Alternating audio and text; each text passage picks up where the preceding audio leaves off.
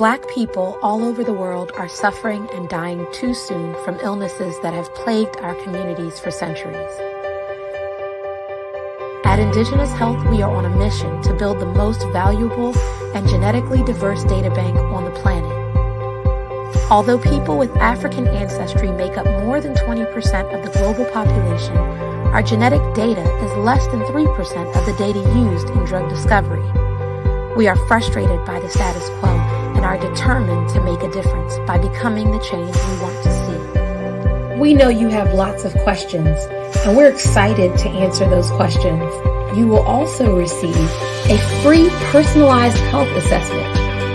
Join our community today at byusforall.com.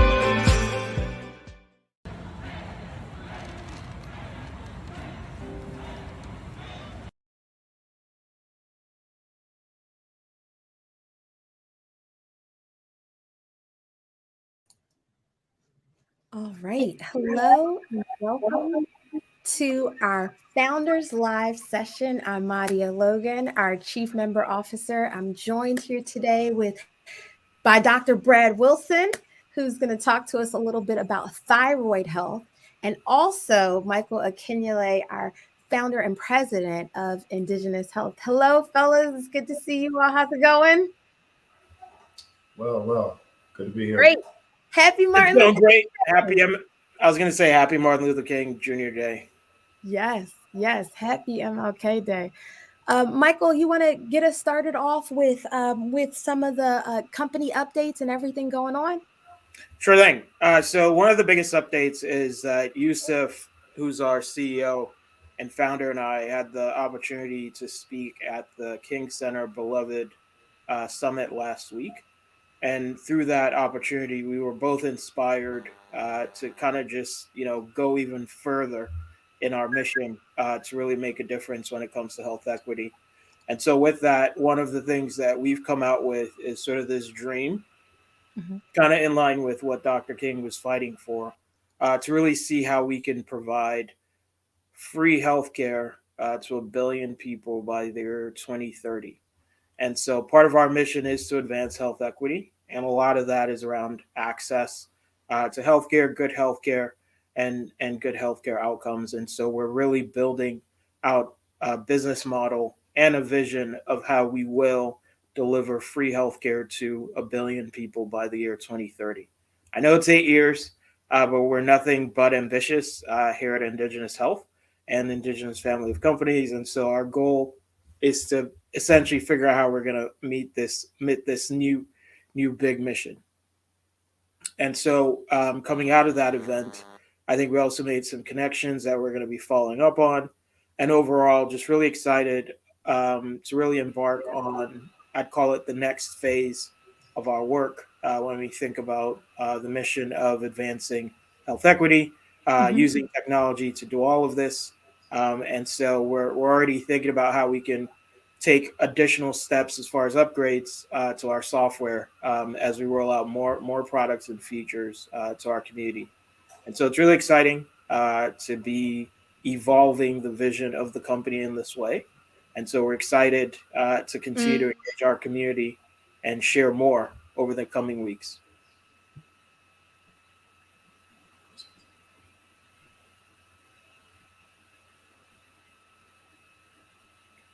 So I'm not sure if there are slides that Brad, I think you were going to speak to, or if because it looks like Madi is having some connection issues, at least from my end. Yeah, it appears so.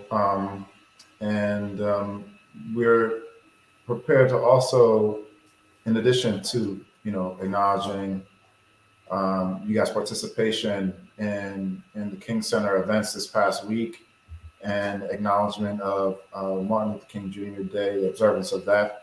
We also intended to talk a little bit about, Thyroid Awareness, as January is Thyroid Awareness Month.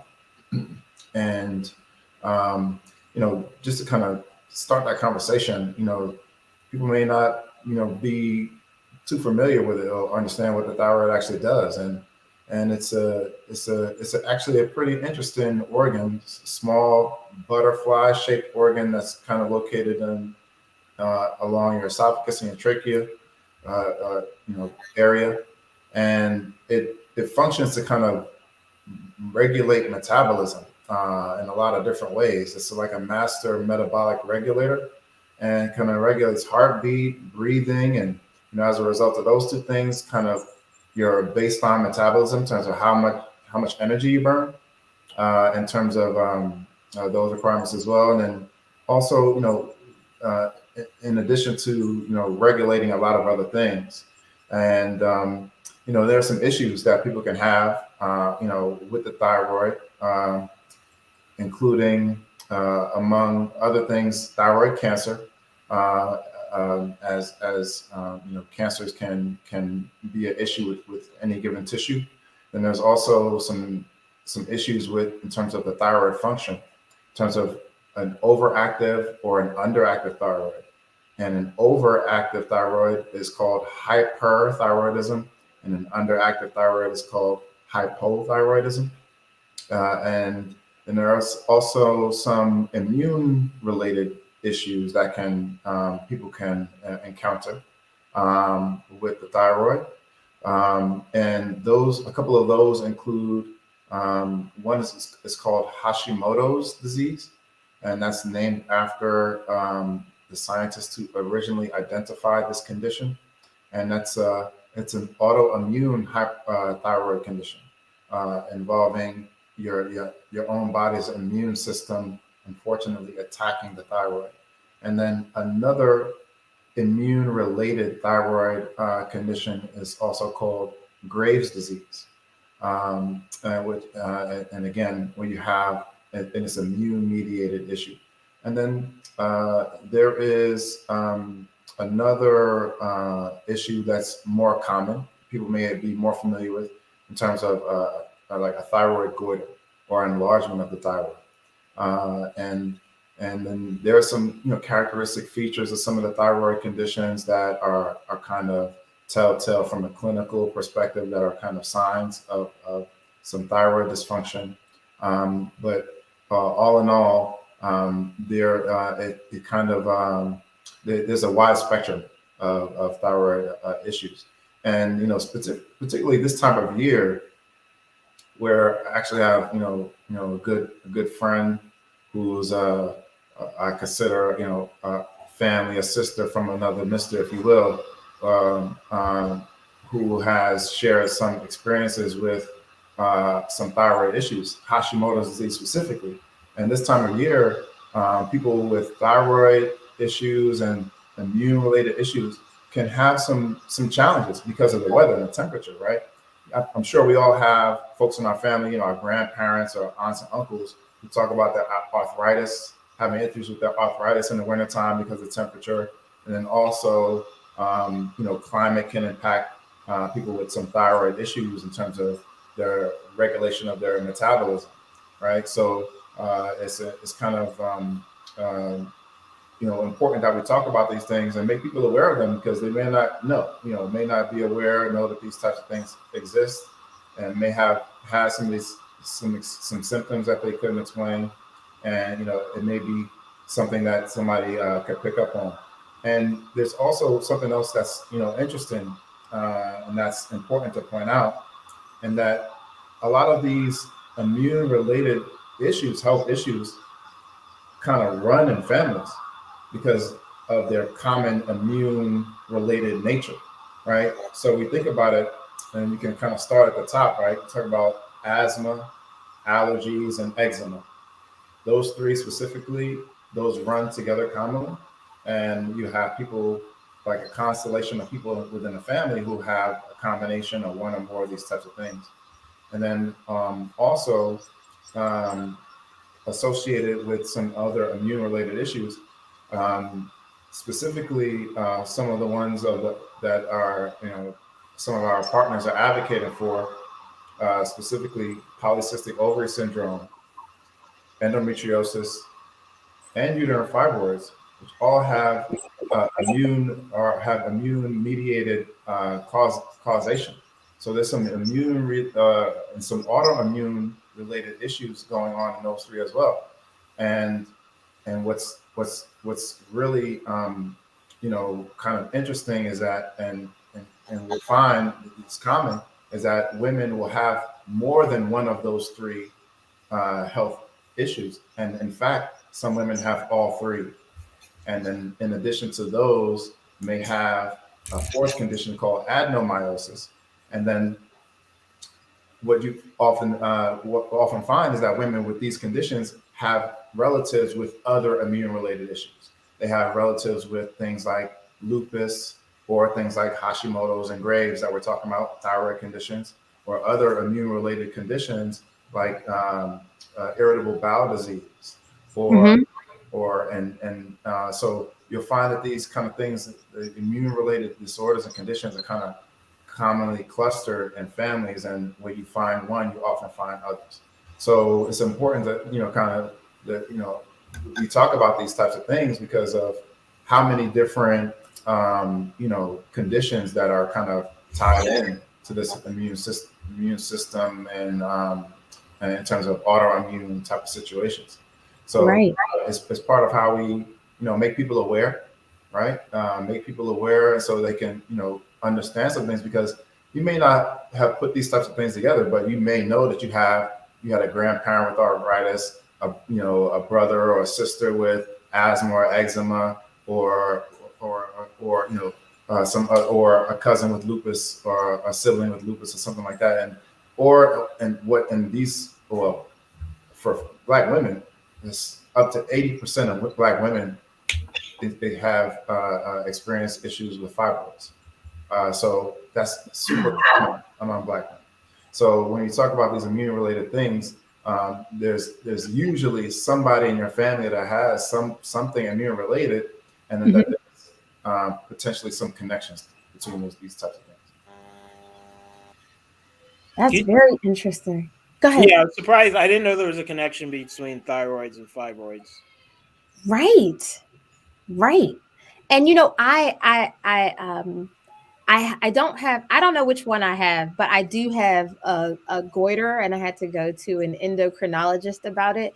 But it wasn't something that they felt like I didn't need any sort of medication for it. But how does it affect our different populations, Brad, Dr. Wilson? Are there any how do Black people, women, and those groups fare with thyroid illnesses? Well, based on the nature of these types of things, and thank you for kind of pointing that out. It is the thyroid gland is a part of your endocrine system, which I did not mention. So that's a very good point that you made in terms of what kind of overall giving the people a better picture of what it does. But in terms of thyroid conditions, when we have some stats on the slides that we were sharing in terms of how frequent they are, and they're relatively common in terms of one in numbers like 1 in 10. That's 10%, right, of the population. So that's a significant number of people. And with regards to when we think about immune-related conditions generally, right, we got to kind of think about our population history, right, and your immune system. It functions in essentially identifying anything that's non-self, that's not you, and as an invader. It's your body's defense system, right? It's your armed forces, right? So when we talk about immune-related things, we talk about interactions with the environment and pathogens in the environment. And if you talk about population history in terms of people of African descent, we're descendants of Africans, and Africa is known for its richness in terms of biological diversity on all levels, right?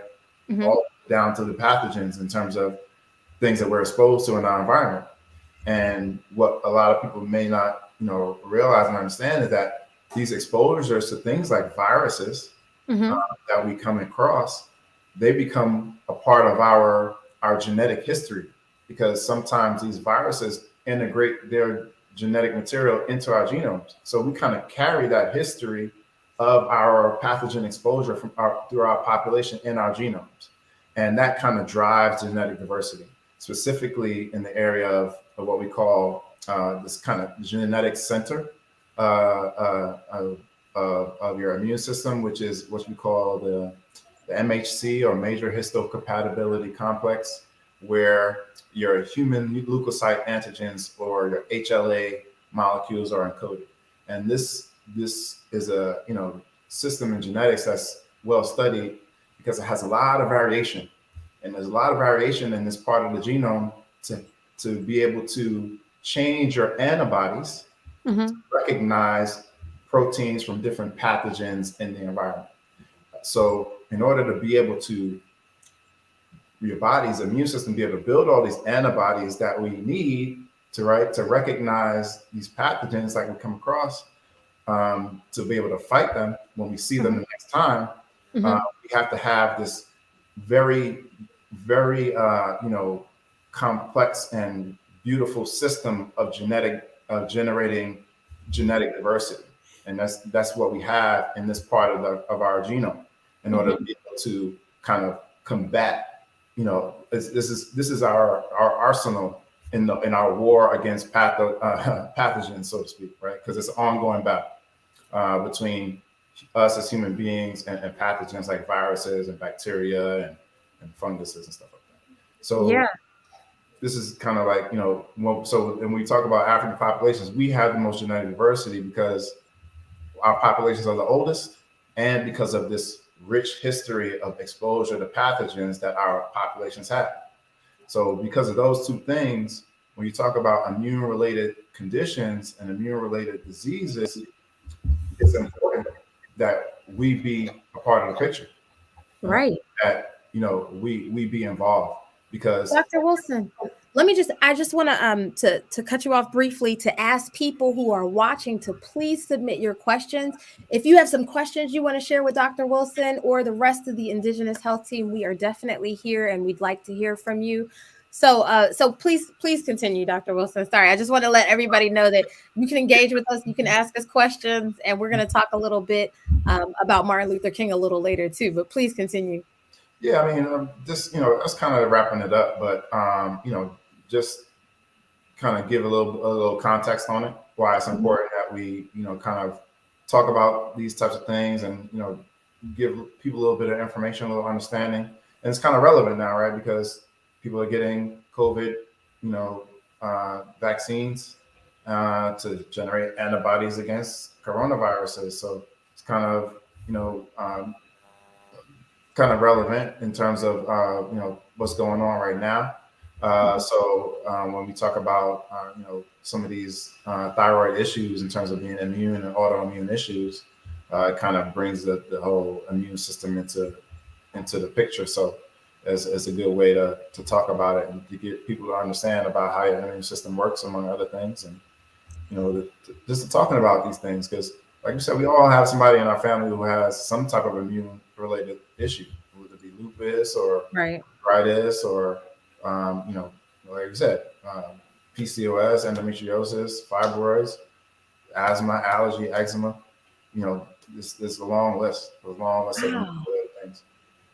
Yeah, so I noticed on some of the slides that the different conditions related to under the umbrella of thyroid issues affected different groups differently, right? So I think it was thyroid cancer that was more prevalent with white people, and then some of the other conditions more prevalent with sort of people of African American descent. So I was kind of curious if there's any work being done to figure out why the different types of issues are affecting different groups differently.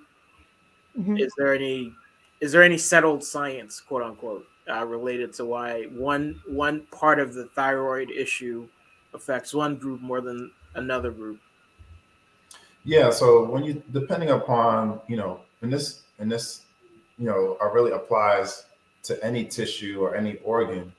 When you're talking about different diseases, there's different disease entities.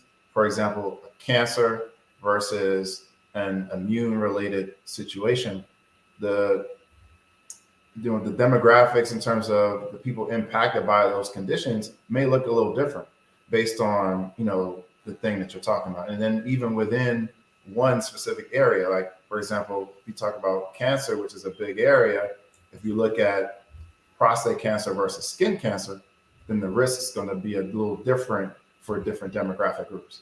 So when you talk about thyroid conditions, when you talk about thyroid cancer versus like an autoimmune or immune related thyroid issue, then the demographics again here may look different depending upon the group you're talking about as well. So, and part of what we talk about is the frequency of these immune type and immune related issues and conditions and diseases in African Americans and populations of the African diaspora.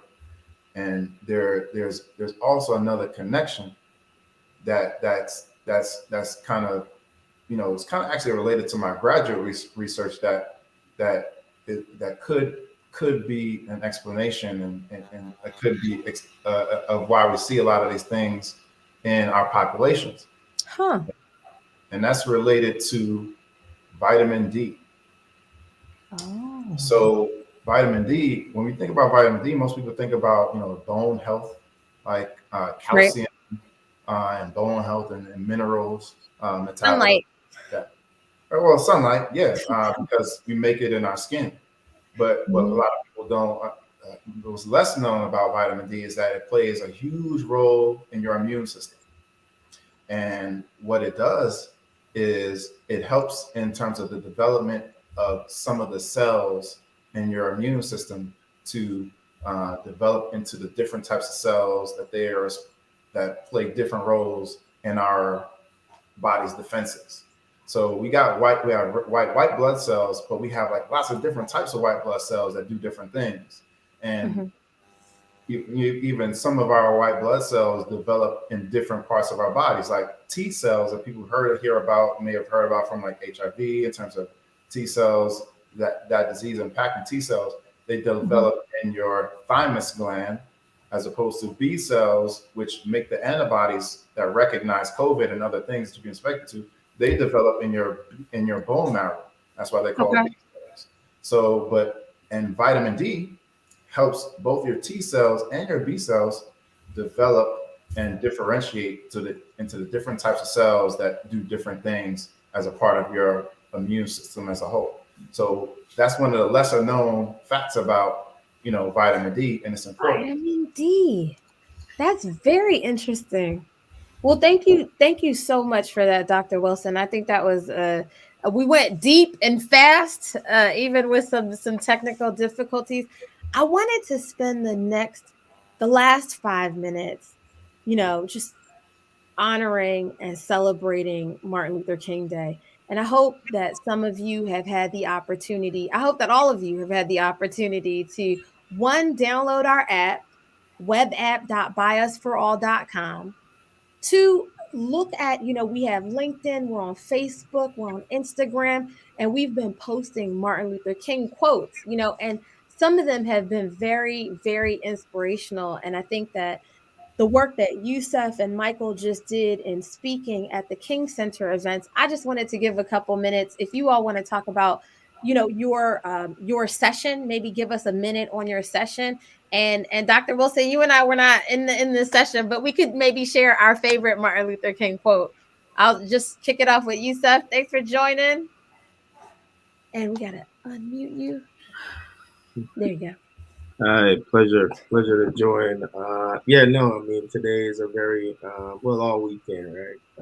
It's been very moving, empowering, just to see and again look back at the legacy that Dr. Martin Luther King Jr. has left, and how his vision and foresight was unremarkable.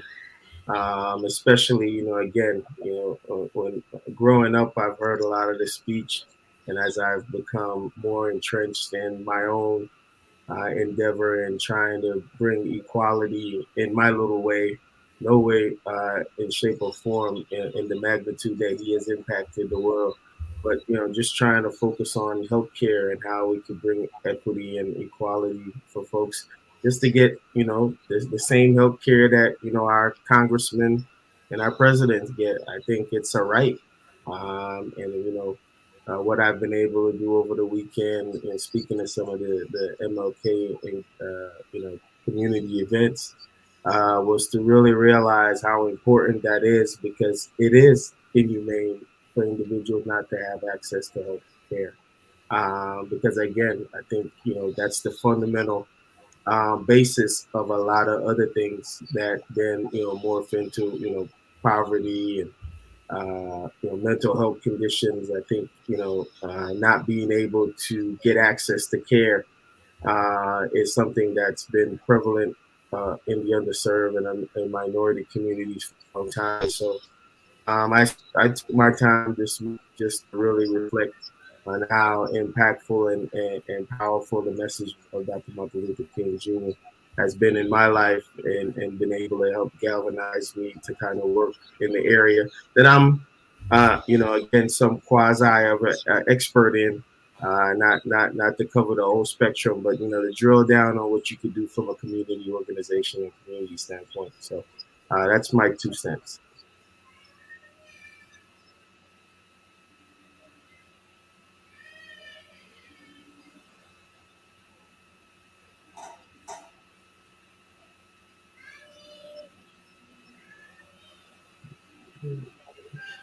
I think we might be having a little technical difficulty. Give us 1 minute.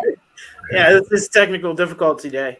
Now I'll chime in real quick. The session was on sort of really looking at advancing health equity, right? And so a lot of what we ended up talking about was how would we sort of realize that in the context of the vision Dr. King had about the beloved community, where it's this global community in a world house where folks learn to get along and figure out how to resolve conflict without hate. And so in the vision of that, at the end of the day, society has different levels of inequities, and it's really a testament to any society how much inequity folks are willing to live with, right? We live in a world where one part of the world has almost no access to good healthcare, and another part has a lot of access to healthcare. That applies to food, that applies to housing, that applies to pretty much any resource on earth. And so when you asked about the quotes, the one that comes to mind, especially in healthcare, is the one that basically says of all forms of inequality, injustice, and health is most inhumane, because ultimately it does lead to physical death, and it does limit how much someone can achieve. Like if you don't have good health, it's hard to really do anything else, right? So it's really the foundation for everything else. And so as a healthcare company, that's kind of the quote healthcare companies latch onto. So that's the one I would latch onto when I think about my favorite quote from Dr. King. Yeah, it's a good one, and it seems very much aligned with our mission and purpose and what you shared at the front end of the call, Michael. So I'm just going to ask you, since we're wrapping up here, we're at 30 minutes. I'm going to ask you to just reshare that, and Yusuf, if you'd like to add anything to close us out, we'll do so. But I think what you said at the beginning was so important about our focus. So I wanted you to have the opportunity to share that with folks who just came on. Oh, sure thing. I think being inspired by the work of Dr. King and the work of the King Center, ultimately we are about dreaming big and trying to do big things. Yes. And so ultimately coming out of this weekend, we're very much laser focused on providing free healthcare to 1 billion people by the year 2030. And it'll go from everything from health education that we're doing today, all the way to, facilitating the delivery of different types of healthcare services and interventions, different kinds of testing. It's really saying there's a business model out there that allows for a lot of things to happen. And so we are going to come up with a business model that allows us to provide this healthcare for free. And that's basically what we're working on. And so that's the simplest way to think about it. And it's an expansion of the vision for sure. But I know if anyone can do it, we can do it. And so I'm excited.